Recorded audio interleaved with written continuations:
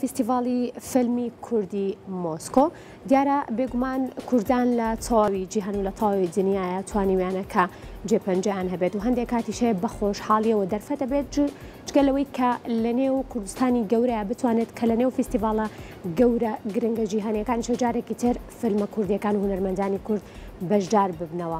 بەشێک لەو کوردانی کە لە نێو رووسایە ژیان بەسەرەبەن دیارە لە ئێستاە فستیڤاڵی فیلمی کوردی مۆسکۆ کە دووەم خولێتی وا لەژێر ناوی یەکێک لە دەرهێنەر و ئەکتەرە هەرە دیارەکانی جیهان کە ئەویش هەڵمازگونایە بۆ ئەم ساڵ خولی دووەمی ئەم فستیڤاڵۆم چالاکیە بەڕێواچێت و یارە دەرفەتێکە بۆ بەشێک لە فیلمە کوردیەکان کە لە تەواوی جیهانان و کێبڕگێکی زۆر باشیشە بێ و دەرفەتێکیشە بۆ ئەوەی بەشێک لە فیلمە کوردیەکان بتوانێت پیشانی وڵاتانی دەریشەوە بدرێت و بینەری تریش ببین.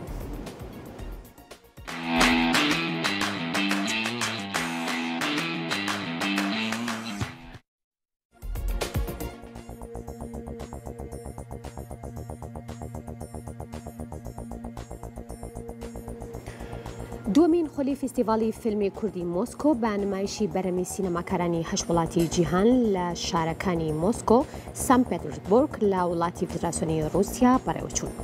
بەرپرسانی دووەمین خۆلی فستیڤاڵی فیلمی کوردی مۆسکۆ لە ڕاگەیاندراوێکی ڕۆژنامەوانیدا ڕایانگەیاند. ئەمە ڕووداوێکی کللتوری سەرسوورهێنەرە بۆ هەموو لایەنگرانی فیلم و هەروەها بۆ کوردانی رووسیا و هەموو ئەو کەسانی کە سەبارەت بە چارەنووسی ئەم خەڵکە قارەمانە بێکاردانەوە نین. فستیڤاڵی فیلمی مۆسکۆ بەرزتر لە سیاست و مەزهەب دەڕوانێت و چاو لە سینەما وەکو نەرێکی بنەڕەتی و کەرەستەیەکی گرنگ بۆ گۆڕانکاری کۆمەڵایەتیەکان دەکات و سەبارەت بەوە زانیاری پێویست دەبەخشێت.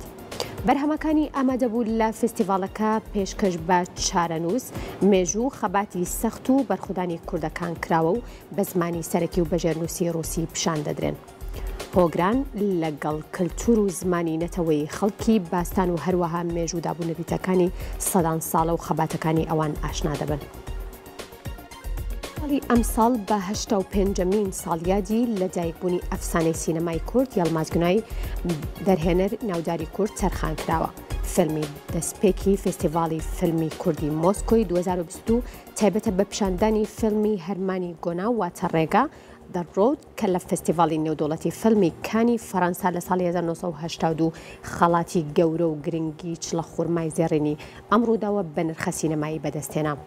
ئەم فستیڤاڵە لە ڕێگەی پیشاندانی ئەو فیلمانی کە تایبەتە بە بابەتی کوردی و کوردستان بەگەشە سندنی سینەمایی نێودوڵەتی، پاراستنی شوناسی نەتەوەی و زمانی دایکی کوردەکان و هەروە دەرفەتێکە بۆ یارمەتیدان بە هاوبەشدانانی میراتی مێژووی و کللتوری خۆمان لەگەڵ نەتەوەکانی دیکەی دانیشتووی رووسیا.